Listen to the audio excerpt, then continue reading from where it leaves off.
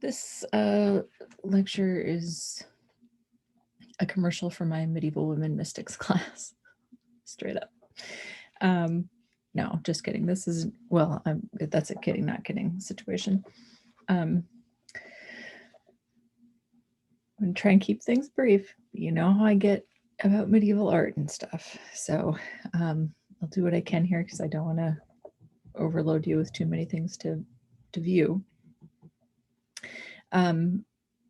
But this lecture is really going to be talking about women visionaries. I'm limiting myself to 2 examples in this lecture. Yes, I have taught an elective course on medieval women mystics, and I am hoping to do so again. In the meantime, I offer you this little lecture, and I'm always excited to talk about these things. Many of you know about my obsession with pseudo-Dionysius and mystical things, so we can talk about those in more extent. But for the purposes of our art history class together, these examples, of course, we're focusing on visual culture. The examples I'm going to share with you also point to the association between sight and touch in the Middle Ages, and vision as this interactive and transformative process. And of course, that has spiritual and personal and theological implications. So this isn't I'm doing a shorthand version of this, but basically you may or may not be familiar with the numerous biblical precedents for this idea of seeing God or encountering God from an art historical perspective or from an artist's perspective. It's also interesting to pay attention to how these visions of God or encounters with God are described in the Bible. Many times they are not, we're not given as much information as we would like. Probably one of my favorite passages of all time is in Exodus 33 with the description of Moses seeing God's backside. But, arguably all language about God is metaphorical because God is wholly other, or at least in a, I'll just speak for the Christian theological framework. God is wholly other. So here are just a kind of list of examples of different, famous biblical stories of encounters with the divine, seeing the divine, and what that might do to you, right? We're,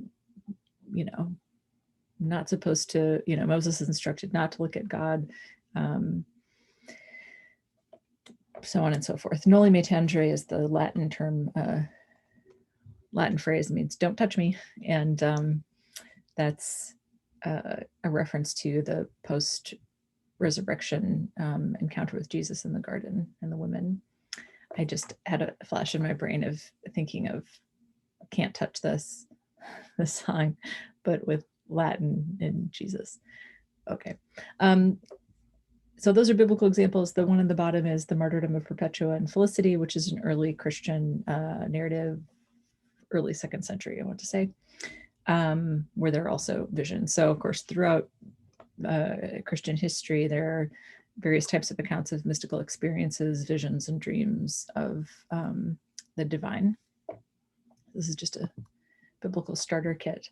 An important thing to be aware of too is medieval ideas of vision in the body. We've mentioned this, I think. Child yelling upstairs. I mentioned this, I think, earlier in the semester when we talked about querying medieval art, also relevant for the Roland Betancourt's scholarship, the Byzantine intersectionality. So just really briefly to summarize,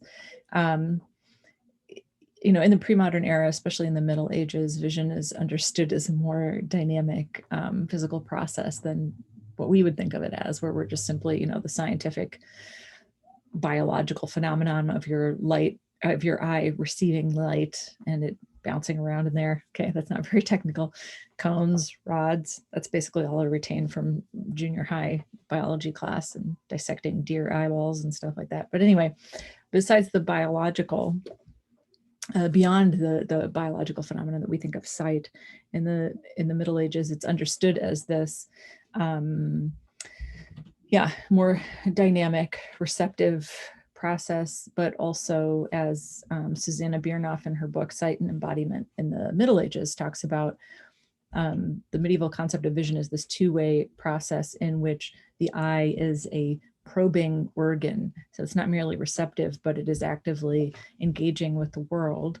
And that's important because kind of like that saying, you are what you eat, you are what you look at in the Middle Ages, for better or for worse. So if you, cast your eyes upon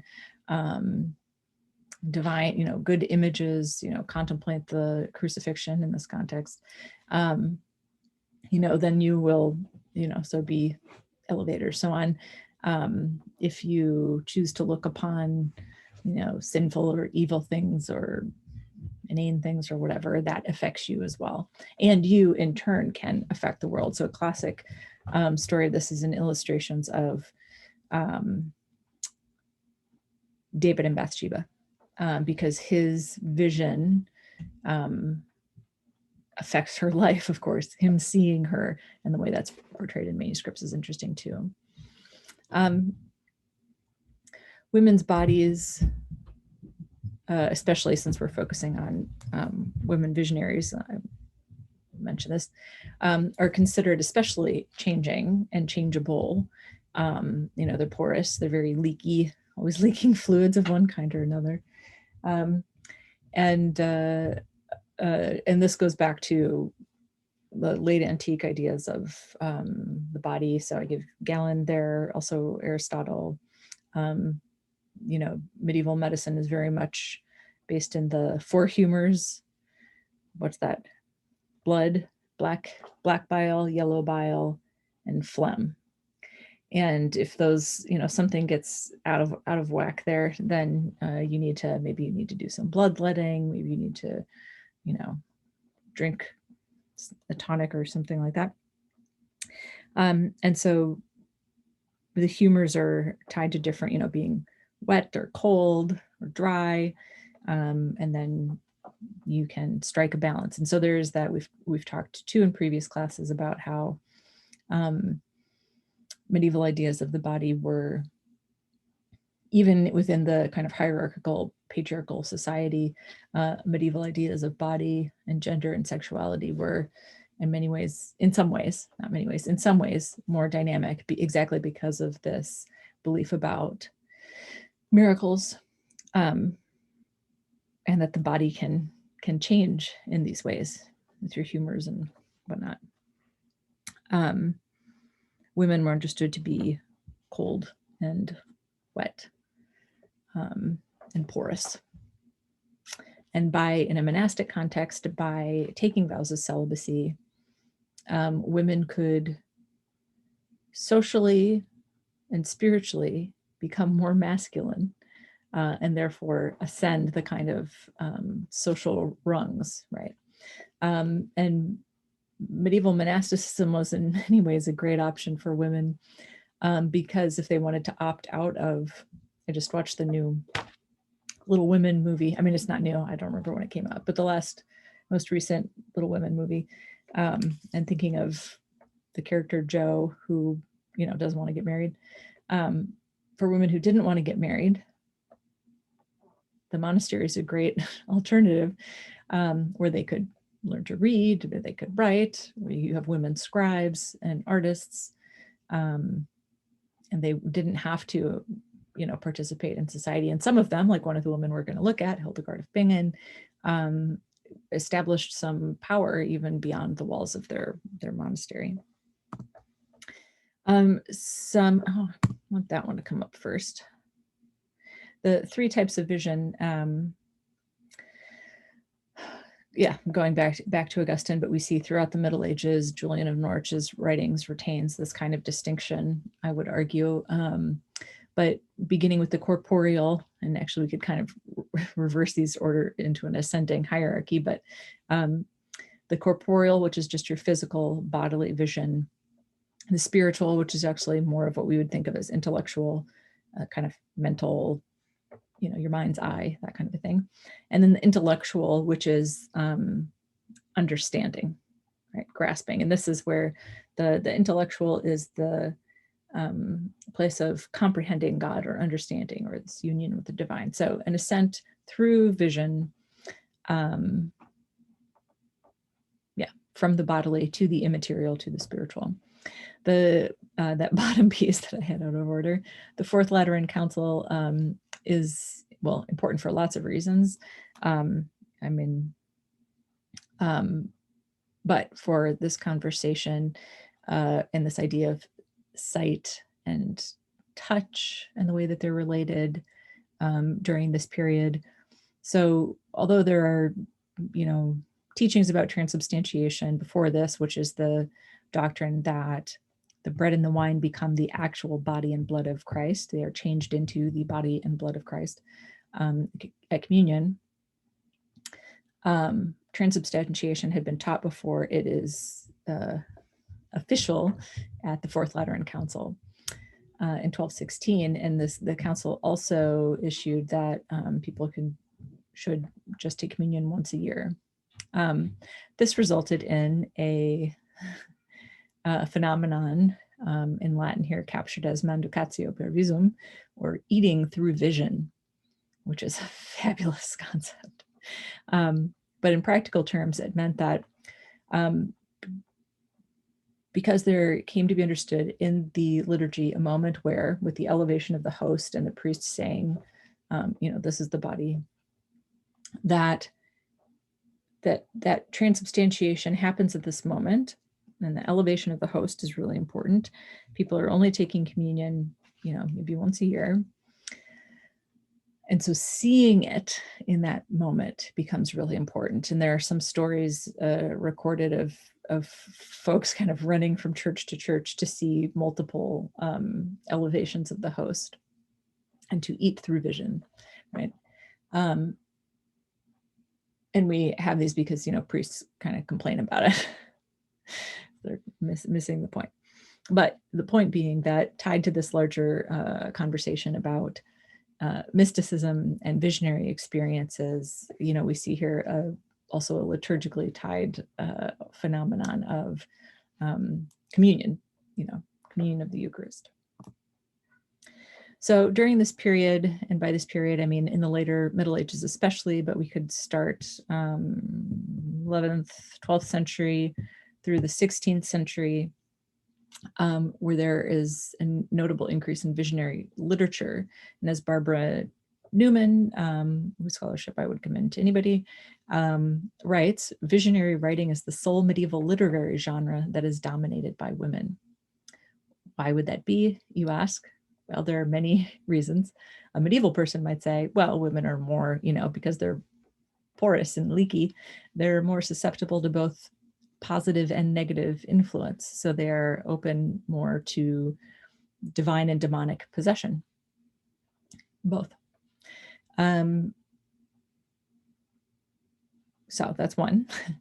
Two, would the maybe more practical aspect is that the genre of visionary literature allowed women to, it was a workaround. If God is speaking to you and you are commanded to write these things down, then the authority that you as a medieval woman lack in other areas is given to you in this sense by the divine. So there are common tropes that develop in the writing of these narratives, which is that usually a woman will have a series of visions, maybe for her whole life, maybe just later as an adult. She, at first, of course, doesn't write them down because she's humble and so on. then often become sick, or there's some other kind of transpiring event, and is sometimes explicitly commanded to share her visions, or she realizes that if she shares them, she'll get better. And so then she, if she has a confessor, she'll tell her confessor, or in Hildegard's case, she had a secretary, a male secretary. And so then they are recorded, kind of vetted by the church, and then circulated. There's also an interesting phenomenon of this editorial process of a woman telling her visions to a man, and then we don't know, depending on whether the woman was literate, whether she was able to check the work, so to speak. And then there's also other conventions like, women, including Hildegard, who was very sassy, to say things like, "Oh, I'm just a poor Adam's rib," or I'm just a lowly woman, but here I offer these things, and so on, which we saw in Rosvita. Okay, belabored that. Other kind of contextual influences, especially, most of these women are monastic, not all of them, but the vast majority. And in contrast with some of their male contemporaries, monks and friars especially, would be out in the world, teaching or traveling, preaching, and so on. Whereas nuns' lives were much more enclosed, interior. They're, doing some labor in their monastery context, but their lives are much more sequestered and contemplative. There are also genres of writing in this time that would contribute to an imaginative interior spiritual life. So especially in the later Middle Ages, 14th through 16th centuries, where you have spiritual guidebooks, genres like the Imitatio Christi, where you're being led by an author to contemplate, what was it like for Mary to witness the crucifixion, and to imagine, we're coming up here on, the Stations of the Cross. It's that kind of thing, right? Imagining, kind of traveling through biblical narratives. So maybe these situations contributed to, or you could say they were primed in a certain way to expect visions. And material culture reinforces that too. I'm unfortunately, because of time, not going to treat all of the material culture around this. You'll just have to take Medieval Women Mystics in like 5 years when I offer it again. But we could say even the material culture that we've already seen this far in the semester, you could see how it's a vision, in a culture that's not inundated with images constantly, like we are, arguably, through our phones and social media and TV and all these kinds of things, right? We are an image-rich culture. We have lots of access to books and things like that. In the Middle Ages, there are, fewer images, and would arguably have more impact, especially when you think about the context of, walking into a dimly lit church and encountering things, sparkling mosaics and candle and lamplight. Think of the reliquary of Saint Foy and what that would have been like to encounter something, bedazzled, and having this, a claim to have a spiritual and healing power. So, okay, I'll continue. So let's talk about Hildegard of Bingen, one of the most famous medieval women mystics. And here is a fascinating image because we see, I love these types of images where we see depictions of the writing process. So if you remember back to one of our earlier lectures where we talked about wax tablets as a medium for taking notes, kind of like drafting something. So here she has a double paneled wax tablet. She has her stylus here. It looks like the end might even be flat for reworking it. And then her secretary across the way here is drafting it. So it seems like Hildegard is receiving, this is a detail from a bigger image, which we'll see shortly, but she's receiving her vision here. She's taking notes, and then is perhaps dictating to her secretary, who has a stylus, and also what maybe is meant to this little scraping tool for erasures. This may be Richardi, her BFF. So Hildegard. Again, since I've already recorded a lecture, I'll try and keep this short. If you haven't read her works, I highly recommend. I know that music folks will know a little bit about her anyway because of her choral music. So Hildegard, interior things happening. Hildegard began her religious life really at an early age. She was the 10th child of a noble family, which means that she was going to be sent to a monastery, even for a noble family. I don't think anybody has enough dowry for that many children. And so at the age of 8, she was placed in the care of an anchoritic Catholic woman named Jutta. An anchoress is, or an anchorite is a person who voluntarily is enclosed in a cell, usually physically attached to a church building. They're not necessarily a monastic person, but they take on a life of seclusion. It's a kind of public seclusion, though, because it's attached to a church. Sorry, I'm trying to get out of the sunlight. Where they can intercede on behalf of the community. So people will, from the community, have access to them through a window and so on. So she lived with Jutta from a young age. It seems like she herself, Hildegard, had visions, according to her own account, from a young age. It seems like she told Jutta about them. And she revealed these things to Jutta, who died when Hildegard was 38 years old. Hildegard became a nun, eventually Mother Superior. She established a new convent at one point, and if you know anything about her, you may know that she, I have her a feisty broad. It's not, that's in my own terms. She was somebody who we would say maybe spoke truth to power. She had no trouble. We see in her hundreds of letters that are preserved that she took no issue with speaking her mind and giving advice. And in fact, many people, including men in power, wrote to her for spiritual advice. And this is because she's known to have had these visions. And then, of course, her position of authority in the convent. I have her there as a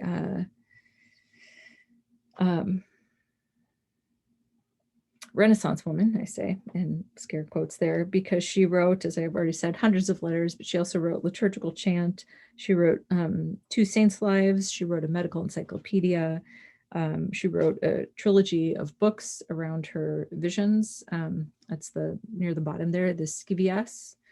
That's an abbreviation for Scito Vias Domini, Know the Ways of the Lord. Also the Liber Divinorum Operum. That's the Book of Divine Works, which we'll see some images of in a second here. So she describes when she was 43 years old, she received a prophetic call to cry out and write, which I take to be a kind of echo of Augustine hearing the children singing Take Up and Read in his own conversion story. Her visions are take place when she's awake, not when she's asleep. So she's lucid. She talks about her eyes and ears of inner self. In the format of her visions typically occur in that she sees a vision and then a voice explains it to her and she records them. She refused to record them for a long time until she heard this voice, obviously. And there's some speculation by, modern historians that based on what she describes, the experience of her visions and light that she sees and so on, that she may have suffered from migraines, and that may be what the phenomenon was, or what she was experiencing, or what caused the visions. I don't find that terribly useful. I think it's, well, one, it's all speculative, but two, as historians, I think our first task is to read empathetically and to trust our sources, and to understand them on their own terms. So that's what I would suggest. Could be a both and, of course. So I'm going to go relatively quickly for the sake of time through some of these. These are images that we would unpack together, in an actual lecture, and we can come back to them in class when we're together, certainly. So this is an image from the Scivias. So this is book 1, chapter 3. And this is what's known as the cosmic egg. So we're seeing this very energetic depiction of the universe, with stars, kind of the starry sky,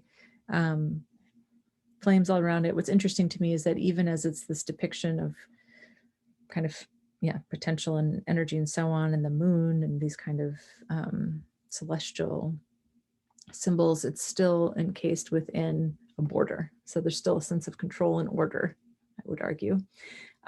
We don't know the precise role that Hildegard had in the making of these images. Given that she's a busy abbess, I doubt that she made them herself, given the amount of work that it takes, but also knowing Hildegard, I would assume that she had creative control. So she may be described, it's accompanied by a text. She may be had approval, final word. Here is a series of choirs of angels, which kind of intensify to the cherubim and the seraphim. The seraphim are those six-winged, many-eyed, and this, get the sense of almost like a bright white light at the center. Again, of course, you think about the possibility of migraines. If anybody gets a migraine, you maybe understand that sense, but a really, no, I don't know what I was going to say. Yeah, intensifying visual experience. I know what I was going to say. Margot Fassler at University of Notre Dame has been working on, she's a historian of music, medieval music, and she has an animation project that they've been working on for several years of animating and recording with set to music, Hildegard's work. This is an image from the second chapter, which depicts the story, and maybe I could read it out loud, but I'm aware of time, but I'll just read this paragraph. And you can look at the image as you hear this and maybe pick out what you can. It corresponds. And I, a person not glowing with the strength of strong lions or taught by their inspiration, but a tender and fragile rib, that's what I was mentioning, imbued with a mystical breath, saw a blazing fire, incomprehensible, inextinguishable, wholly living and wholly life, with a flame in it the color of sky, which burned ardently with a gentle breath, and which was as inseparably within the blazing fire as the viscera are within a human being. And I saw that the flame sparked and blazed up, and behold, the atmosphere suddenly rose up in a dark sphere of great magnitude, and that flame hovered over it and gave it one blow after another, which struck sparks from it, until that atmosphere was perfected, and so heaven and earth stood fully formed and resplendent.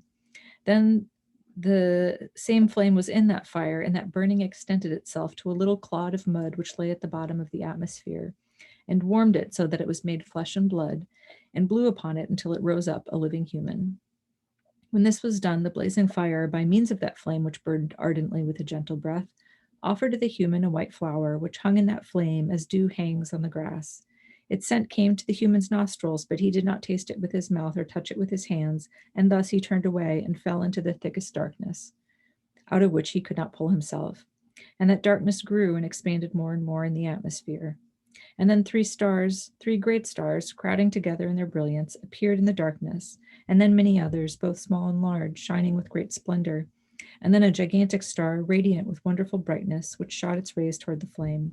And in the earth too appeared a radiance like the dawn, into which the flame was miraculously absorbed without being separated from the blazing fire. And thus, in the radiance of that dawn, the supreme will was enkindled. So you see, it's a creation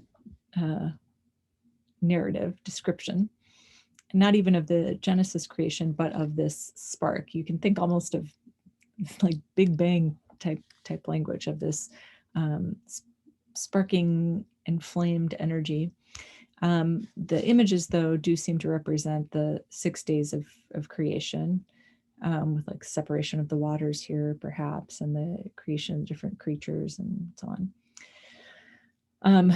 And the great great lollipop in the sky here is that striking energy. And the stars here in the sky. It's interesting. So you have the clod of mud from which the human comes up and smells this white flower, which seems to represent life, maybe eternal life, but doesn't consume it or taste it, and so then descends into darkness. And it's only this other figure that can free him from that darkness. So basically, we're having a kind of description of the fall of Adam. Interesting to note that Eve is not here. Very unusual for the Middle Ages, of course, because usually Eve is the one who gets all the blame. So we could maybe say a proto-feminist telling of the fall. This is an image of a Trinitarian vision, in which she doesn't explicitly say as much, but I think we could read this blue figure as the sun, and surrounded by maybe this orb representing the Holy Spirit, and then the Father, right? And trying to convey this inextricable unity of the three persons, always based in light. Her Book of Divine Works. This is a later copy of the manuscript, 13th century, so not contemporary to the writing of it. It was written towards the end of her life in 1173. This is an image of what's known as the Theophany of Divine Love. So you can see the Lamb of God being held here. And the image that I showed you from the very beginning is a detail on the bottom right there. I'm aware of time, so I want to keep going. Again, her image in the bottom left with her wax tablet. I'm getting these really cosmic Love the Lobster images here. But very cosmic images. Okay, the second part of this that I'm going to talk about is a prayer book known as the Rothschild Canticles. First, I want to say a few words about the role of books of hours and devotional books in women's devotion in particular in the Middle Ages. So books of hours developed as a genre from like the 13th to the 16th centuries in Europe, especially in France and Northern Europe. But I mean, we find them throughout Europe. And they, as a genre of book, function to link church and domestic life, church and home.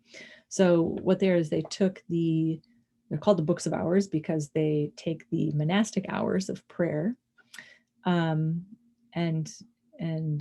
make those, accessible or contain them in a book for individual use. It's often the only artwork that a patron owned, but wealthy people could own, a dozen copies. A dozen versions of books of hours. And your average, peasant would not own a work like this because it's something that is a luxury item. They do vary in quality though. Okay, so we'll be looking at, these examples are higher quality. And it was female patrons who made the genre as successful as it was. Male advisors to female congregants thought that women needed these images, visual aids to assist their piety. What the book is in and of itself, and what we're looking at here is an image of a woman in a kind of, potentially in a private chapel or in a church perhaps. But I would say, here's her kitty cat down at the bottom. So maybe that's what makes me think of a private chapel. And she has a little lectern here, a book. She's facing a statue of the Virgin Mary and the baby Jesus. Love all these different types of birds and critters. There's like a little dog and some bunnies around the edge here and some hybrid animals, all within a Gothic kind of architectural setting. So there are basic components to the Book of Hours, but it could vary because it is a commissioned piece that would be commissioned individually. So initially, the earliest versions of these include just like psalters, the Psalms. Then you have the Hours of the Virgin. So for later books of hours, the Hours of the Virgin are kind of the centerpiece, and then you'd have other aspects or categories of text added. Calendars are very common. This would be not like a schedule kind of a calendar, of course, but a list of saints' days and feasts and things. And it's through those saints' days that we're often able to date and locate manuscripts, because if we know that a certain saint, say, wasn't canonized until 1375, then it's likely, if their name appears in a Book of Hours, that it probably postdates that date, or at least is around it, because there's also devotion to saints, before they're canonized on a local level. Or if we know that a saint was very popular in a particular region, then that can help us have a sense of where the manuscript was originated from, or the patron of the manuscript at the very least. Other common prayers, penitential psalms, the Office of the Dead, and whoever else the person wanted to pay devotion to. Kate Rudy, who's an art historian at the University of St. Andrews in Scotland, has a great project called the Dirty Books Project. Actually, I don't know if that's the right name. I call it the Dirty Books Project. I think that's what it's called. But she, it's not that kind of dirty book. She uses like a spectrometer to measure dirt deposits on the edges of manuscripts, and uses them to chart what were the most used pages in a book, and especially for books of hours. And so then we can see, who the patron was most devoted to, or, were they like really obsessed with the penitential psalms, or did they totally ignore them and do something else like that? Okay. So here are just a few examples. It's a really delightful genre. You can see in the top right there a later example, which has all these great like trompe-l'oeil, illusionistic representations of pottery, which is really delightful. And they're often quite small, usually handheld. Some of them could be, the bottom right there is a miniature one actually. But they could usually be carried in a pouch or a pocket or in a little satchel. And so they're meant for portability and for travel, and for having, kind of supporting devotional practice during travel or daily life. So back to the Rothschild Canticles, and I'll just focus my comments on a few images from here. This, I posted actually just today a optional reading for you. It's an article that I wrote about a decade ago, I guess, called Theologizing Gender in the Rothschild Canticles, in which I write about this manuscript and about the way that I argue that gender, or, kind of like normative gender associations are inverted, or at least troubled, played with in this manuscript, in the depiction of interactions between the bride and the bridegroom. So you can check that out if you want. I'm trying to pay attention to, with the upcoming assignment, pay attention to workload here and not overload you with too much. So I've made several things optional. This is a manuscript that dates to the late 13th or early 14th century, possibly Flemish in origin, so Northern Europe. It was rebound at an early date, and then again in the 20th century, where they bound it too tightly and cut down the pages. So it's bound in 2 volumes, and you can get a sense here from the image. It's a small handheld book. Originally, it contained at least 50 full-page miniatures, like you see on the right-hand side. Only 46 of those survive now. It also has a bunch of smaller illustrations, as you see on the left-hand side of the page there. Most of the images are accompanied by a page of text, and this text is what we would call a florilegium, which is a Latin word for bouquet. It's a bouquet of texts that are drawn from many different genres. It includes biblical texts like the Song of Songs, as I mentioned, and the Psalms, theological texts including Augustine and Bonaventure and Pseudo-Dionysius, as well as liturgical texts like creeds and breviary texts. We don't know who the patron of this work was, if it was a woman or a man. There's been some speculation that it was a female monastic, maybe an abbess of a convent. We really don't have any evidence besides the book itself.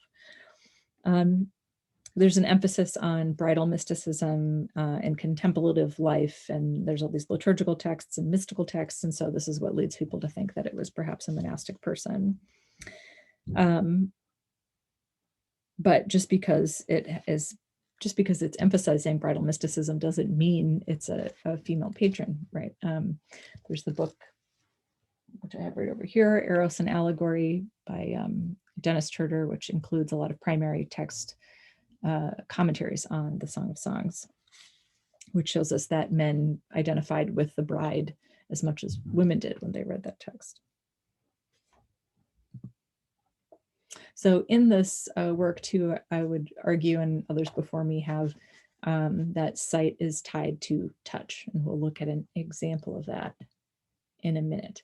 I think I'm going to, for the sake of time, skip this, but this is another example, an illustration from the Song of Songs of this text, with the bridegroom reaching through the window.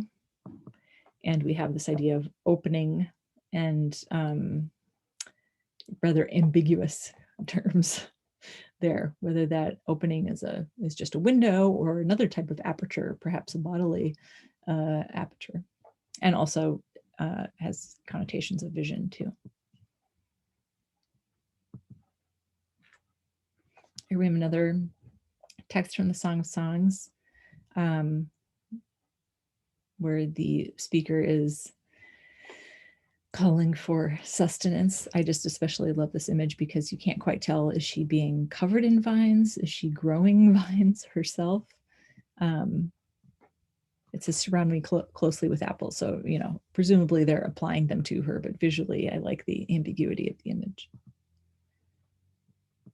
Sorry, we're going to blow through them to get to this one, which is one of the pages that is not accompanied by text. And so it's uncertain what it's meant to depict. We see on the right-hand side the figure of Jesus. This is temporally ambiguous, maybe ambiguous in more than one way, in which he's still tied to the pillar in which he was tortured, in which he was, oops, don't look at that, the column of flagellation, and but is also nailed to the cross at the same time, right? So obviously this isn't depicting something in the Passion narrative, literally. but is rather a kind of contemplation of his suffering, and really fabulous kind of like dynamic pose as well, in which he's spanning both of these, is nude and is pointing to the wound in his side, and he's even holding the whip of his torture here. In the bottom left, we see a female figure pulling back her headdress as if to take aim, and that was my animation there. And indeed, when you follow her spear, it lines up with his wound. The image in the top is also unknown. With Song of Song context, it seems like they're in a garden being reunited.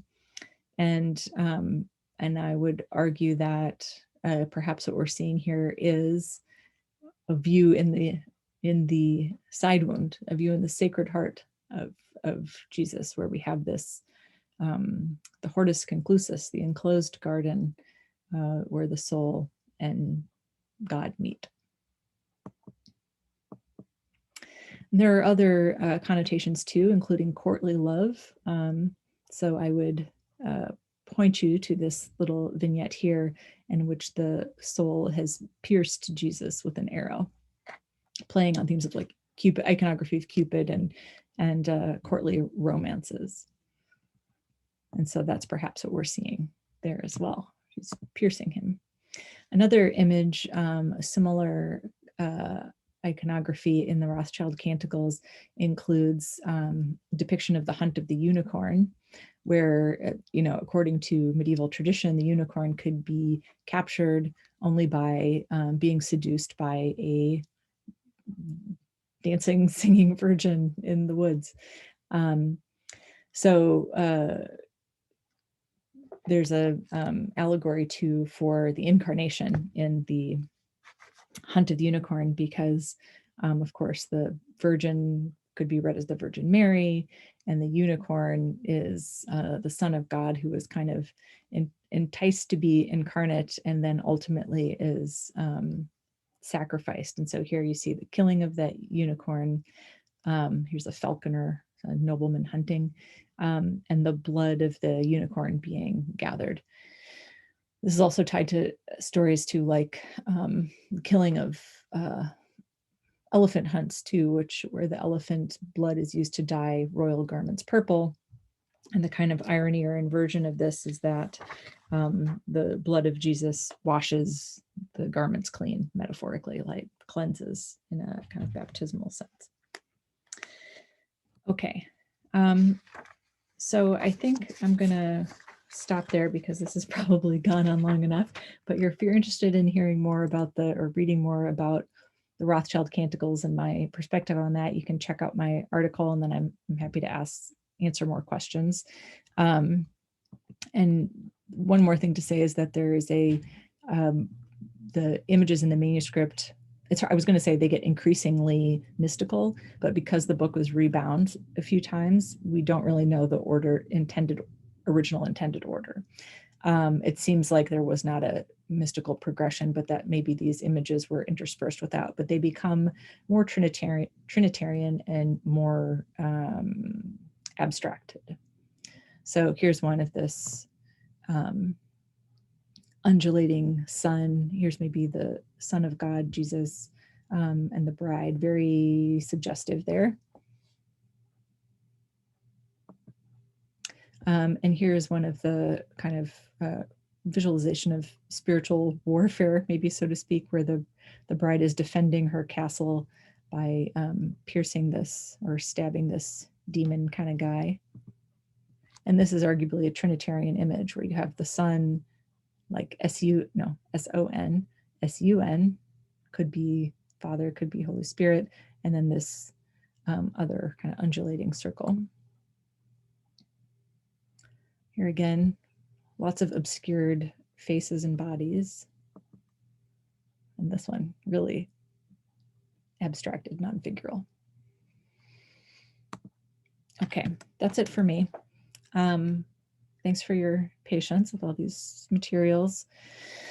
And I'm happy to continue these conversations. Be curious what you think of my article. I would do it a little differently now. Of course, it's been some time since I wrote it, but happy to have conversation about it.